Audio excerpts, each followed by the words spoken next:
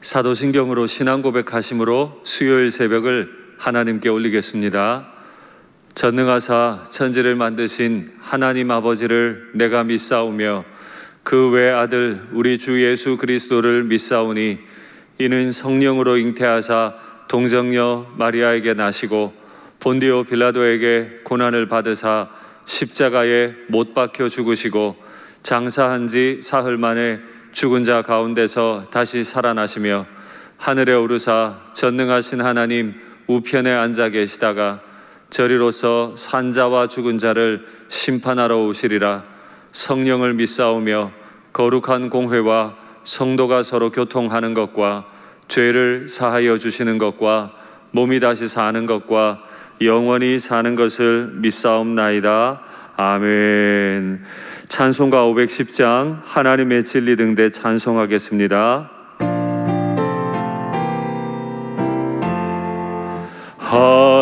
하나님의 진리 등대 길이 빛나니 우리들도 등대되어 주의 사랑 비추세.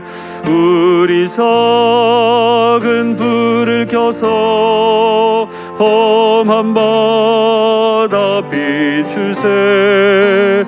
물에 빠져 헤매는 이 건져내어 살리세.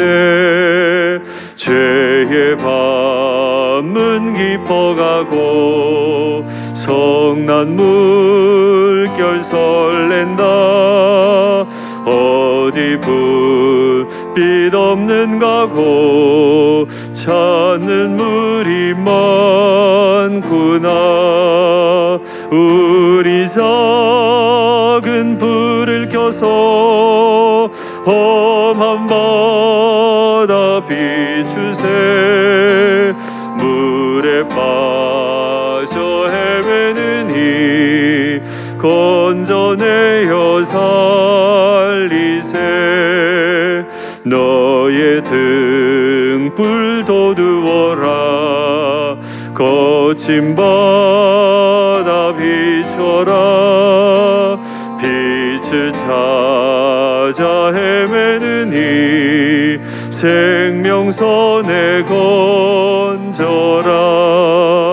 우리 작은 불을 켜서 험한 바다 비추세.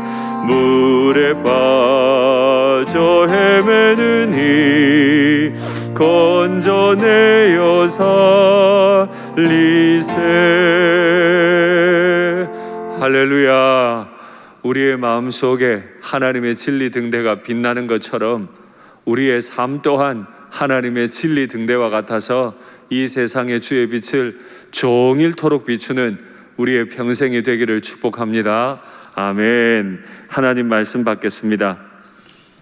이 복된 시간 주시는 하나님 말씀은 신약 성경 에베소서 6장 5절부터 9절까지 말씀입니다. 에베소서 6장 5절부터 9절, 신약 316면에 있습니다. 말씀의 제목은 믿는 이들의 직장 생활입니다. 에베소서 6장 5절부터 9절 제가 봉독하겠습니다. 종들아, 두려워하고 떨며 성실한 마음으로 육체의 상전에게 순종하기를 그리스도께 하듯 하라. 눈가림만 하여 사람을 기쁘게 하는 자처럼 하지 말고 그리스도의 종들처럼 마음으로 하나님의 뜻을 행하고 기쁜 마음으로 섬기기를 주께 하듯 하고 사람들에게 하듯 하지 말라. 이는 각 사람이 무슨 선을 행하든지 종이나 자유인이나 주께로부터 그대로 받을 줄을 알미라. 상전들아, 너희도 그들에게 이와 같이 하고 위협을 그치라. 이는 그들과 너희의 상전이 하늘에 계시고 그에게는 사람을 외모로 취하는 일이 없는 줄 너희가 알미라. 아멘. 사랑합니다. 우리는 계속해서 구원받은 그리스도인들이 어떻게 교회 생활을 하고 또 어떻게 가정 생활을 하고 오늘은 어떻게 직장 생활에 임해야 하는지 말씀을 통해 배우고 있습니다. 어제 자녀들은 군인들이 상관의 명령을 받듯 부모의 아래로 내려가서 경청함으로 말씀을 받고 순종해야 한다고 말씀을 드렸고, 부모님들, 특별히 아비들은 아비의 당연한 권리가 있지만 그 권리들을 제한해 가면서 자녀들을 결코 노엽게 해서는 안 된다. 그것이 가정생활의 기본이다 말씀드렸습니다. 오늘은 종들과 상전들에게 하나님께서 명령을 주십니다. 여기서 종과 상전은 다 당연히 그리스도인을 의미합니다. 원래는 그런 개념이 없었지만 본인들이 예수님을 믿고 나니까 직장 생활에서도 태도가 바뀌어야 하는 거죠. 여기 종들은 헬라어 원어로 보면 노예들입니다. 그러니까 노예는 우리가 일반적으로 생각하는 종들보다 더 계급적으로 보면 낮은 상태에 있죠. 정확히 말하면 노예는 사람에 해당하지 않습니다. 그저 짐승만도 못할 때도 많습니다. 실제로 노예를 사고 팔 때 아주 중요한 짐승들보다 가격이 훨씬 더 싸게 매겨지기도 합니다. 로마가 운영됨에 있어서 노예는 굉장히 중요했고요.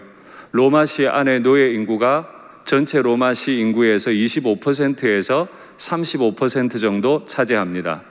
그러니까 노예를 빼고 나면 로마시는 운영이 되지 않는 정도였습니다. 그런데 상관들은 폭력을 가지고 권위를 가지고 법을 가지고 있기 때문에 날마다 노예들을 때리기도 하고 매우 어렵게 했죠. 그러다 보니 노예들에게 나타나는 특징이 있어요.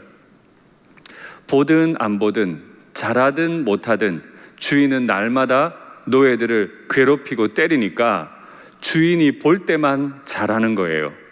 열심히 해봐야 소용없으니까 매번 자신을 괴롭히니까 주인이 자신의 눈앞에 있으면서 자신을 괴롭히지 않아야 할 바로 그때에만 잘하는 거예요.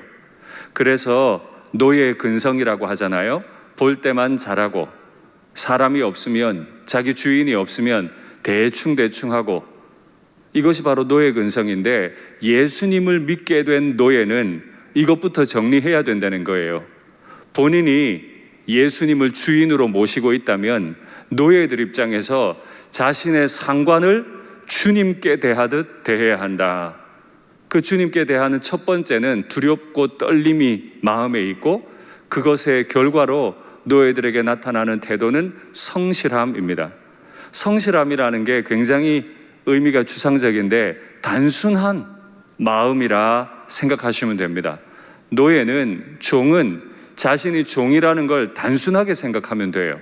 그리고 맡겨진 일을 주인이 있든 없든, 나를 매로 때리든 때리지 않든 그 일을 하라는 거예요. 마음으로 주께 하듯 하고 기쁜 마음으로 주님께 하듯 하라. 계속 반복합니다. 이게 노예들에게 사실 쉽지 않은 말이죠. 특별히 2000년이 지난 지금의 입장에서 볼 때 노예제는 폐지가 되어야 할 것인데 성경은 노예제도를 긍정하는가? 아니요. 노예제도가 마땅히 있어야 한다고 말하는 것이 아니라 당시 교회 안에 있었던 노예들이 어떻게 신앙생활할 건지를 가르치는 말일 뿐이에요. 노예였습니까? 상전이었습니까? 다 동일해요. 먼저 노예들에게 주시는 교훈은 사람에게 하듯 눈가림하지 말고 내 눈에 안 보여도 존재하시는 하늘의 주님을 섬기듯 마음을 다해 단순한 마음으로, 기쁜 마음으로 상전을 섬기면 좋겠다. 종이나 자유인이나 선을 행한다면 하나님이 각자에게 다 갚으실 것이기 때문이다 말씀하세요. 그리스도인들이 사장님이 아니어도 말단 직원이라 할지라도 주님께 하듯 또 주님의 나라를 이루는 마음으로 이 일들을 해나간다면 주님께서는 그가 직급이 어떻게 되든 관계없이 주님께 하듯 하는 마음으로 일터 생활을 한 그 노예들, 그 그리스도인들에게 반드시 갚으시겠다는 거죠. 제가 우리 교회에 있는 많은 부교역자들과 늘 이런 대화를 나눕니다. 교회 주변에 떨어진 쓰레기 하나라도 주님의 뜰을 청소한다는 마음으로 하면 하늘에 계신 주님께서 보시고 살피실 거다. 반드시 갚으신다고 약속하셨으니까 갚으실 거다.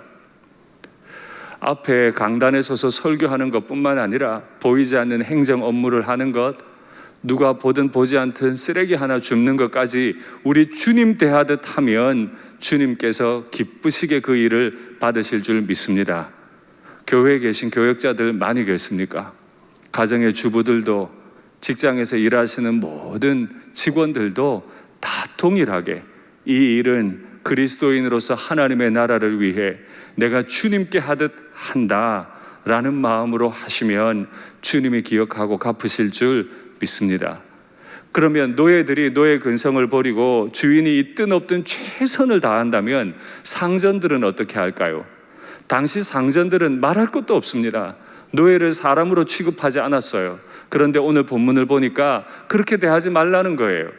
노예들을 함부로 때리고 함부로 말로 괴롭혀서는 안 된다는 거예요. 노예가 자신의 상전을 주님 대하듯 한다면 같이 노예나 주인이 그리스도를 믿어 한 지체가 되었으니까 노예가 자신의 주인을 주님 대하듯 하면 상전도 노예를 대할 때 주님 대하듯 해야 하는 겁니다. 여러분, 이 말이 이해가 되세요? 노예는 노예고 상전은 상전이지. 아니요. 그리스도인들은 그렇게 행동하지 않아요. 자신에게 주어진 위치나 직급에 따라 명령을 하고 또 그 명령을 받드는 위치는 있을 수 있어도 강포를 행해서는 안 돼요.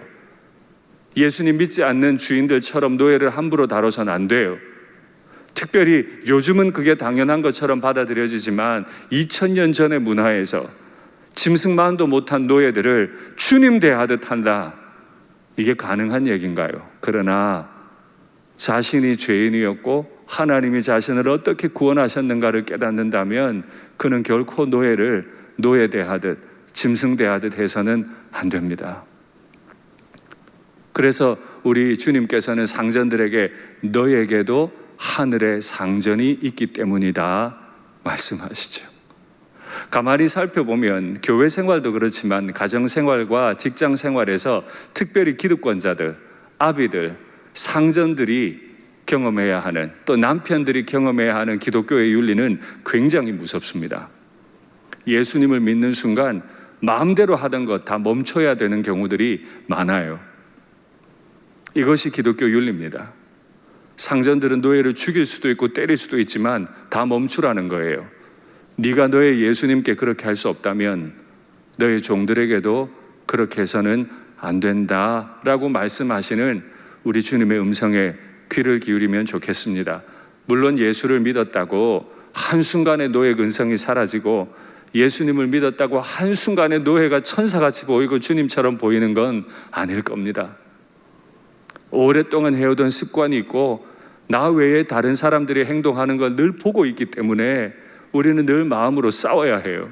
내 마음속 노예 근성을 싸우고 내가 강포하고 포악스럽게 행동하려는 마음과 싸우는 것이 우리 주님 앞에 드리는 예물인 줄 믿습니다. 교회에서도 마찬가지입니다. 교회에 여러 직원들이 계시고 부교육자들이 계십니다. 참 저희 교회는 우리 성도님들께서 교육자들과 직원들을 존중해 주셔서 정말 감사합니다. 내 누이 대하듯 내 형제 대하듯 할 수 있으면 더 따뜻하게, 할 수 있으면 더 풍성하게 섬겨주시고 따라주시는 것이 그리스도인으로서 마땅하고 아름다운 태도입니다. 교역자들의 경제적인 어려움들을 살펴주시고 직원들의 경제적인 어려움을 살펴주시고 또 교역자와 직원들이 교회 안에서 어떤 어려움은 없는지 조심조심 살펴주시고 섬겨주시는 것이 교우들이 교회 생활함에 있어 가져야 할 마땅한 태도라고 생각합니다.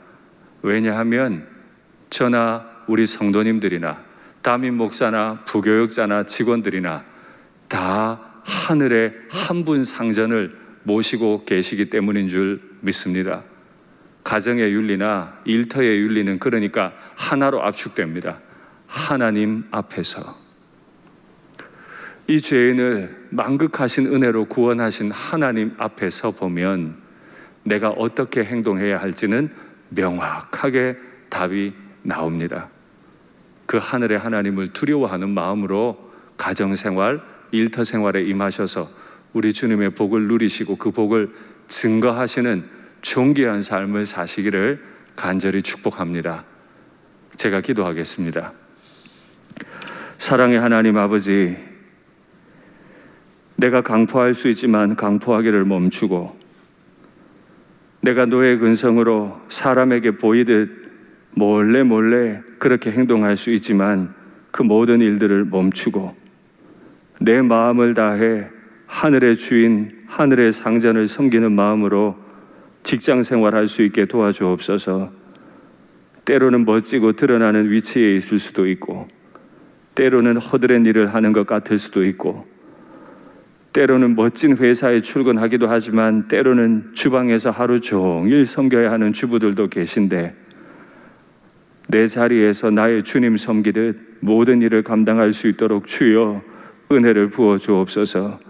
나누어지지 않는 한 마음 가지고 주님 앞에 설 때 주님께서 갚아 주시옵소서. 주님, 경제적으로 많이 어려워진 교우들 계십니까? 마음껏 일하고 일터 선교사가 될 수 있도록 주여 길을 열어주시고, 청년들의 취업이 많이 어려우니 주여 우리 청년들의 취업의 길을 열어주시옵소서. 우리 모두 일터 선교사로 아름답게 쓰임받게 해 주시옵소서. 주 예수님 이름으로 기도하옵나이다. 아멘.